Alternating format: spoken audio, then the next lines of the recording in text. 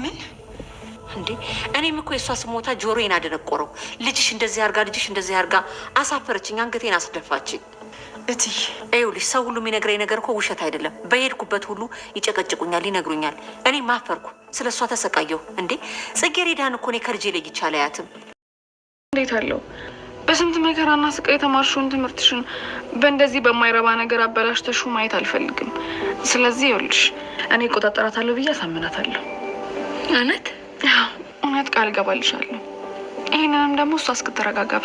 ጽጌረዳ ወደ ዩኒቨርሲቲ ግራጁዌሽን ካደረጉ ተማሪዎች መካከል እጅግ የነቃ ተሳትፎና በጣም ጠንካራ የሚባል አቋም አላት። በተጨማሪም ድሃ እናቷን ለመርዳት ደፋ ቀና እያለች ትርፍ ሰዓቷን በሰው ቤት ተቀጥራ ትሰራለች። ይሁን እንጂ ሰው ቤት ተቀጥራ የምትሰራበት ደግሞ አልጋ ባልጋ ሊሆንላት አልቻለም። የመጀመሪያው ፈታኝ የሆነባት ራሱ አቶ መስፍኔ በፍቅር ዓይን መመልከቱ ነበረ። በአጭር ጊዜ ገንዘብ ሰጥቼሽ ከዚህ ስቃይሽ እገላግልሻለሁኝ፣ እድልሽን ተጠቀሚበት፣ ከዚህ በፊት ስለ እኔ ዝና ከሰማሽ የብዙ ሰዎችን ሕይወት ለውጫለሁ በማለት ያማልላት ገብቷል። ይሁን እንጂ ጽጌረዳ ይህ ሁሉ በጭራሽ ሊዋጥላት አልቻለም። ይልቁንስ ከዛ ቤት በስራዋ ደክማና ለፍታ ጥራ የምታገኘው ገንዘብ እናቷን እንደሚያግዝላትና ለዩኒቨርሲቲ የሚያስፈልጋትን የትምህርት ወጪም ሊሸፍንላት እንደሚችል ብቻ እያሰበች ትንከራተታለች። ቤት ደግሞ በብር የሚያምነውና የአቶ መስፍኔ ልጅ ሁሉ ነገር ሀብት ያደርጋል ብሎ የሚያስበው ጽጌረዳን ይረግጣታል። ሲወጣ ሲገባ በጥፊ አሊያም ደግሞ ጉርቧን እያነቀ ነው። እኔ የተናገርኩሽን ነገር በንቀት እየሰማሽኝ ያለሽው፣ አቤት ወዴት ብለሽ መስራት አለብሽ ሲልም ያሰቃያታል። እንግዲህ ጽጌረዳ እነዚህን ሁሉ ችላ እየሰራች ቢሆንም በጓደኛዋ በሄቨን ማለትም በእናቷ አሰሪ በሆነችው ልጅ በጣም ከፍተኛ የሆነ ሴራ እየተሰረባትና ዛሬ ላይ ደግሞ ከትምህርቷ እንድትፈናቀልም ተደርጋለች። እንግዲህ ጽጌረዳ ወደ ትምህርት ቤት ሄድኩ እያለች ከወንድ ጋር እየማለለችልሽ ነው። ብዙ ጊዜ በእኔም ስሞታ መጥቶብኛል። እናቷን ወደ ጎን በመተው እሷ ግን አልባሌ ቦታ እየዋለች ያቺ ጽጌረዳ የምትባል ልጅሽ በጣም ወራዳ ስራ እየሰራች ነው በማለት ለእኔም ነግረውኛል። እናም ከዚህ ነገር ይገላግልሽ ዘንድ አንድ ሀሳብ አምጥቼልሻለሁ በማለት ለአንድ ሰው ልትድራት እንዳሰበችም ትነግራታለች። እናቷ ግን የሁሉ አልተዋጠላትም።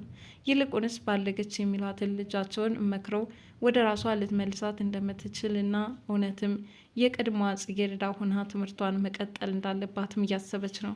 ታዲያ እናት በዚህ ሁሉ ብሽቀትና መቃጠል ሆና ሰው ቤት መስራት ሳያንገበግባት ቀርቶ እንዴት ከወንዶች ጋር ትውላለች እያለች የምትመጣበትን ሰዓት በጉጉት እየተጠባበቀች ነው።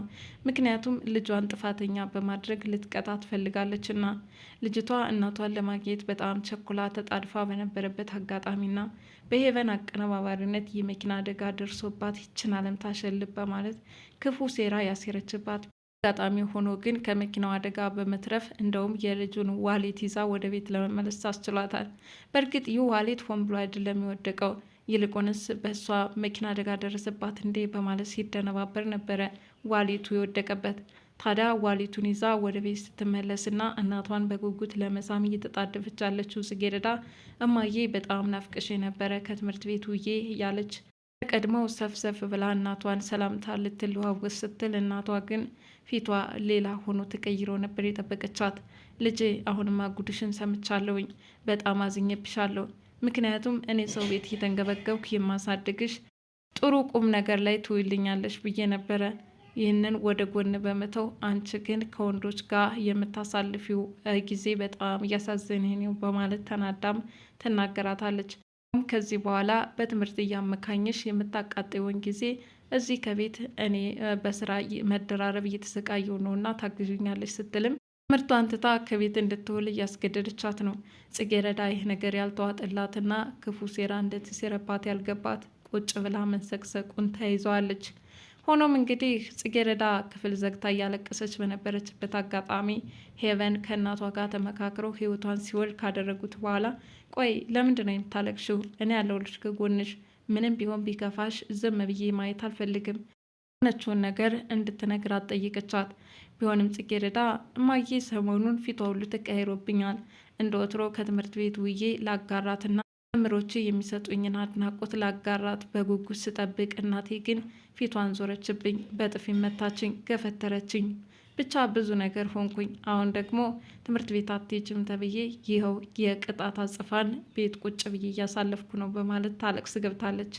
በዚህን ሰዓት እንግዲህ ሄቨን ተቆርቋሪ በመምሰል የምትወጁ ትምህርትሽ እንዲህ እንዲቋረጥ አልፈልግም፣ እናትሽን በምንም አይነት መንገድ እናሳምናትና ወደምትወጁ ትምህርት ቤትሽ እንድትሄጅ ይደረጋል አለቻት። ይሁን እንጂ ይህም ሁሉ የምታደርገው ከልቦና አልነበረም። እናም በዚህ ሁኔታ ከእናቷ ጋር በመመካከር እንዲህ ህይወቷን ፈተና ያደረጉባት ጽጌረዳ የግድ ትምህርቷን ትታ ከቤት እንድትውል ተገደደች። ሄቨን እናትም አንድ ነገር ከአቶ መስፍን ጋር በመገናኘት ተመካክራለች። ይኸውም እንግዲህ ጽጌረዳን አሳልፎ ለአቶ መስፍን ሚስትነት መስጠት ነው። ሷን ከነቢዩ ጋር በማጋባት ጥሩ የጋብቻ ስነስርዓት እንዲፈጸም ማድረግ ነው።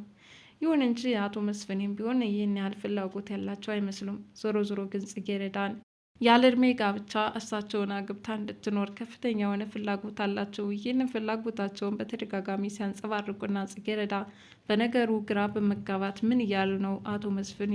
እኔ የመጣሁት ለስራ ነው፣ ዞሮ ዞሮ እየሰራሁበትን ቢሰጡኝ ከዛ ውጭ የምፈልገው ነገር የለም እያለች መንገዶችን እያጠረቻቸው ነው። ቢሆንም ግን አቶ መስፍኔ እንዲህ በቀላሉ የሚተዋት አይመስሉም። ነቢዩም ቢሆን በጣም ሲያንቋሻትና ሲያሰቃያት ሁሉ ድህነት አንገት ቢያስደፋትም መስራት የሚገባትን ስራ በአግባቡ እየተወጣችና ከአቶ መስፍኔ ጋርም ለማጣላት የሚሄድበትን ሁኔታ እንዲሁ እየተከላከለቻለች። ታዲያ ወይዘሮ ብርቄ ልጃቸውን ዘንጣና አምሮባት እንዲሁም ቀድሞ አለባበስ ስነስርዓት ያለው አለባበስ ባባወራው ዘንድ ተመራጭነትን እንድታገኝ በከፍተኛ ሁኔታ ጥንቃቄ አድርጋም ከአቶ መስፍኔ ጋር መገናኘት እንዳለባቸውም ተቀጣጥረው ተገናኝተዋል። ታዲያ ስለ ልጇ በጣም እየሰቀለቻትና ምን ያህል ትሁት፣ ምን ያህል ታጋሽ፣ ቆንጆና እንዲሁም መልከ መልካም እንደሆነችም ስትጎርር ነበር።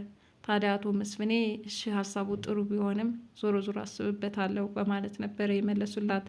እንግዲህ ወይዘሮ ብርቄ ልጃቸውን ለልጃችን እንድረን ጥሩ የሀብት ማማ ላይ እናደርሳቸዋለን፣ በመልክም ቢሆን በጣም ሁለቱም ቆንጆዎች ስለሆኑ እነሱ ቢጋቡ ያምርባቸዋል እያለች ነገሩን እያሰማመረችው ነው። አቶ መስፍኔ ደግሞ ትኩረቱን ጽጌረዳ ላይ ነው። ዞሮ ዞሮ ያልኩሽን በደንብ እንድትተገብሪ በማለትም አሁን ጫን ያለ ገንዘብ ሊሰጣት እንደሚችል ለወይዘሮ ብርቄ ተነግሯታል። ብርቄም በሚገባ ምንም ሁሉንም ለኔ ተው፣ ጽጌረዳን ለአንተ የማድረግበት ነገር በጣም ቀላል ነው በማለት ነገሮችን ልታመቻችለት እንደምትችል ቃል ገብታለታለች። በዚህ መሰረት ቃል ተገባብተው አቶ መስፍኔ ወደ ቤት ሲመለሱ ጽጌረዳን በጉጉት እየተጠባበቋት ነው። መኮንን ጋር ተገናኝተዋል። ያው መኮንን ነቢዩ ሲያንቋሻት አይወድም። እሱም በእሱ አይነት ህይወት ያለፈበት ይመስላል። ምንም እንኳን ድፍረቱን አጥቶ ነቢዩን እባክህን እንዲህ ነገር አታድርግ፣ በጣም መጥፎ ነገር ነው በማለት መምከር ቢያቅተውም ዞሮ ዞሮ ግን በጽጌረዳ ላይ እየደረሰ ያለው ነገር ክፉኛ ግፍ ነው እያለ እየተቆጣው ነው። ታዲያ አሁንም መኮንን ከትምህርት ቤት ውላ የመጣችውን ጽጌረዳን ወደ ስራዋ ለመግባት እየተጣደፈች በነበረችበት ሁኔታ እባክሽን አንድ ጊዜ ታገሽኝ፣ ምክንያቱም ላገኝሽ እፈልጋለሁኝ። ከጽጌረዳ ጋር ሊያግባባው የሚችለውን መንገድ እየተከተለ ነው። እሷም ወደ ስራ ቦታዋ ልትገባ እንደቸኮለችም ነግረዋለች። ከዚህ በፊትም እንግዲህ ለእናቷ ሚስጥራዊ አድርጋ እንደያዘችና የሰው ሰራተኝነትን ተደብቃ እየሰራች እንደሆነ ነግረዋለች። ይህንንም ያደረገችው የግድ እናቷን ምስኪኗን ለመርዳት ስትል ነው። ነቢዩ የጽጌረዳን ህይወት ከእናቱ ጋር እያመሳከረ በጣም ይገርማል። እጆችሽንና ሁኔታዎችሽን ቁም ነገር ስንሳስብ እማዬን ትመስኛለሽ ይላል። በዚህ ሁኔታ መቀራረባቸው የበለጠ እየጨመረ መጥቷል። ነቢዩ ግን በጽጌረዳ ላይ ምን ያህል አሳዛኝ ነገር እየሰራባት ነው። ከትምህርት ቤት ላይ የተመለሰችውና እየተጣደፈች ወደ ስራዋ ለመግባት ያሰበችውን ጽጌረዳን ከአቶ መስፍኔ የተሰጣት ትዕዛዝ እንግዶች ሊመጡ ስለሚችሉ ቆንጆ አድርጋ ምግብ እንደምትሰራና ቄ በተሞላው መልኩ ልታዘጋጅ ትዕዛዝ የተላለፈላት ጽጌረዳ በኋላ ነቢዩ ገብቶ ጨው በጨው አደረገው። ለማንኛውም ይህ ምግብ ማን ይመገበዋል? አቶ መስፍኔ በጤና ጉድለት መከራቸውን እያዩ እንደሆነ ሁላችንም እናስታውሳለን። ከዚህ በፊት ማጂ በተደረገበት ምግብ ምን ያህል እንደተሰቃዩ፣ አሁን ደግሞ ነቢዩ ሆን ብሎ ይህን ነገር አፍርሶታል። ዛሬስ ምን አዲስ ነገር ይጠብቃታል? ጽጌረዳ ከስራዋ ትባረራለች። በተጨማሪም እናቷ ከወንድ ጋር የምትውይ ከሆነ ትምህርት ማስተማሩ ምኑ ላይ ነው ስቃይን የማየው? በቃ እኔ ጋር ተቀምጠሽ የቤት ስራን እንድትከውይ ትገደጃለሽ በማለት አሁንም ከቤት እየሰራች እንዳለችው ሁሉ ቀጣይም ትምህርት ቤት እንዳትሄድ በማለት ከወይዘሮ ብርቄ ጋር በመመካከር ምንም እንኳን ልጇን ለመጉዳት ባትፈልግም ዞሮ ዞሮ ከምትባልግ ቤቴ ብትውል ይሻላል የሚለውን አማራጭ እንድትከተል ያደርጋታል። አሁንም እየሆነ ያለው ይሄ ነው። እነ ሄቨን እስከ እናቷ ድረስ የተሳካላት ይመስላል። ወዲያውኑ እባክሽን እናትና ልጅ እዚህ ቤት አስወጭልኝ፣ ማየት አልፈልግም እማዬ፣ እኛ የድሃ መጠራቀሚያንን እንዲ እያለች እናቷ እንድታስወጣላት ብትገፋፋትም እናቷ ግን ቀስ በቀስ ህይወቷን ሲወላ አድርገዋለሁ እንዳለችው ሁሉ ሀብላ ጀምረዋለች። የጽጌረዳ ህይወት ፈተና ተሞልቶበታል። አቶ መስፍኔ በጥንቃቄ እንድትሰራ የተዘጋጀውን ምግብ ነብዩ አበላሽቶት ለእንግድነት የሚቀርበው ምን ያህል ውርደትን ይጠብቃታል ብሎ አስቦ ነው። ለማንኛውም እውነታው መጋለጥ አለበት ብዬ አስባለሁ። ጽጌረዳ ነጻ ልትወጣ ይገባል። ነብዩም የእጁን ማግኘት አለበት። አሊያም ደግሞ አባቱ ነብዩ በጽጌረዳ ላይ ምን ያህል ተንኮል እየሰራባት እንደሆነ ቆም ብሎ ሊያስብ ይገባል ብዬ ማምናለሁ። ጽጌረዳ ድራማ ይህንን ይመስል ነበረ። እናንተ በዚህ ድራማ የተሰማችሁን እንድታቀርቡልኝ ሀሳብ አስተያየታችሁን እንድትሰጡኝ በቅንነት ጠይቃለሁ። መልካም ጊዜ። ባይ ባይ።